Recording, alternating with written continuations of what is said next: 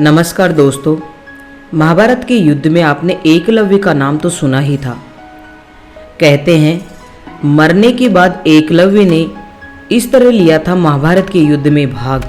महाभारत में एक से बढ़कर एक योद्धा थे, जिनमें से कुछ तो ऐसे भी थे जिन्हें मारना मुश्किल था, लेकिन ऐसे कई योद्धा थे जिन्होंने महाभारत के युद्ध में भाग नहीं लिया था। और ऐसे भी योद्धा थे जो महाभारत युद्ध के पहले ही अन्य किसी युद्ध में मारे गए थे। एकलव्य भी एक ऐसा योद्धा था जिसने कुरुक्षेत्र में लड़े गए महाभारत युद्ध में भाग नहीं लिया था।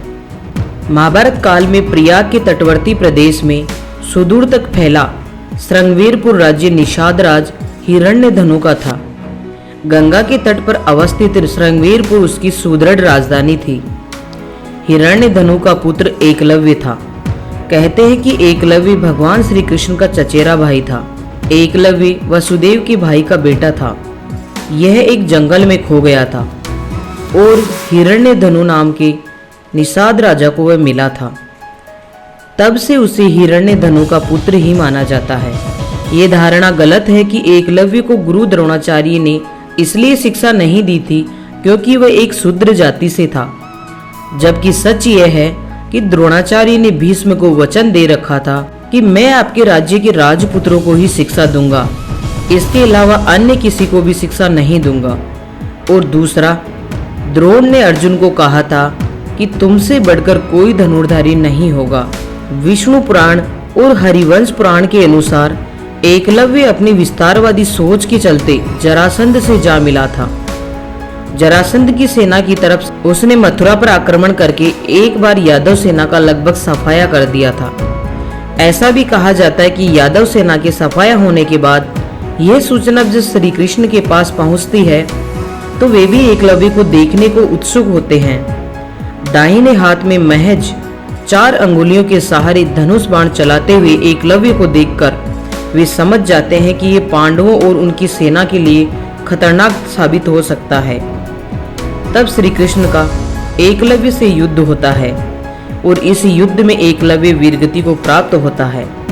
हालांकि ये भी कहा जाता है कि युद्ध के दौरान एकलव्य लापता हो गया था, अर्थात उसकी मृत्यु बाद में कैसे हुई इसका किसी को पता नहीं है।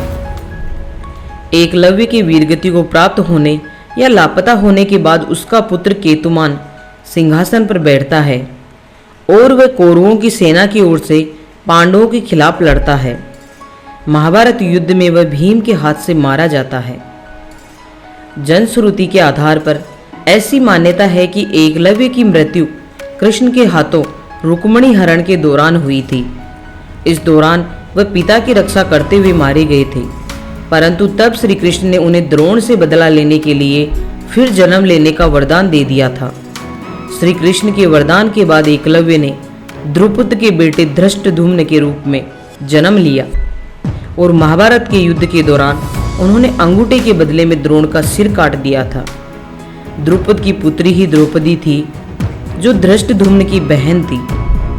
देखा अपने दोस्तों कैसे एकलव्य ने अपनी वीरता को साबित किया और दान में गुरु दक्षिणा के रूप में अपने अंगूठे को काट कर दिया और 4 अंगुलियों से उन्होंने ऐसे बाण चलाए कि महाभारत में सब देखते ही रह गए। अगर आपको हमारा ये वीडियो पसंद आया है तो प्लीज़ इसे लाइक करें और अपने दोस्तों के साथ शेयर करें। साथ ही हमारे YouTube चैनल को सब्सक्राइब करना ना भूलें।